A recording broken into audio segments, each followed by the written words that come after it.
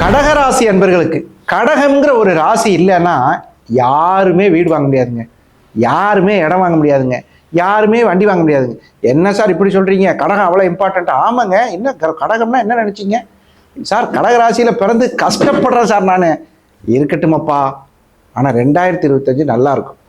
ஏன்னா காலபுருஷனினுடைய 4ஆம் இடம், அந்த 4ஆம் இடத்துல பிறந்த நீங்க, உங்க வீட்டில் தாங்க குரு உச்சமாகிறாரு, உங்க வீட்டில் தாங்க செவ்வாய் நீச்சமாகிறாரு. ஒரு இடம் விற்பனைக்கு வருகிறது என்றால் கடகராசி அப்படிங்கிற ராசி முக்கியமான ராசி.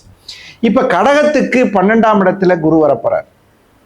அதே மாதிரி உங்களுடைய வாழ்க்கையில நிறைய விஷயங்கள், இந்த கடகம் தான் என்ன பண்ணுதுன்னு கேட்டீங்கன்னா, இன்னைக்கு இருக்கிற பொருள் உனக்கு இல்லை, இது என்னிடது நாளைக்கு உன்னுடையது அப்படின்னு சொல்றோமா இல்லையா? அது காரணம் யாருன்னா இந்த சந்திரன் சொல்லக்கூடிய கடகராசி தான். இன்று என்னுடையது நாளை உன்னுடையது. அது எப்படி சொல்றது?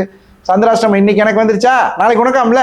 இவன் சந்திராஷ்டமத்துக்கு பேசாம இருப்பான், மறாவது நாள் அவனுக்கு வருதுன்னா மெசேஜ் அனுப்புறான், என்னன்னு, உனக்கு சந்திராஷ்டமம் வந்துருச்சு பார்த்துரு அப்படிங்க. கரெக்டா இல்லையா? இது நம்ம வாட்ஸ்அப்ல நடக்கிற விஷயம் தான். அந்த கடகராசி தாங்க அனைத்து விதமான சொத்து பொருள் எல்லாத்தையுமே அடுத்தவங்களுக்கு மாற்றக்கூடிய ஒரு விஷயம். இந்த வருஷம் உங்களுக்கு ஒரு சொத்து வாங்கணுங்கிற ஒரு ஆசை இருந்தால் கண்டிப்பாக வாங்கிக்கலாம். 2025 உங்களுக்கு சொத்து வாங்கக்கூடிய ஒரு அமைப்பு. அது பெரிய விஷயம். நிறைய பேர் பாருங்க 60 வயசு 70 வயசு வரைக்கும் வாழ்ந்துருப்பாங்க, ஒரு வீடு வாங்க முடியலைங்க, பாருங்க நான் என்ன பொழைச்சேன்னு கேட்டுக்குவாங்க. அந்த மாதிரி இல்லாமல் கடகராசிக்கு 2025 நல்லா இருக்கும்.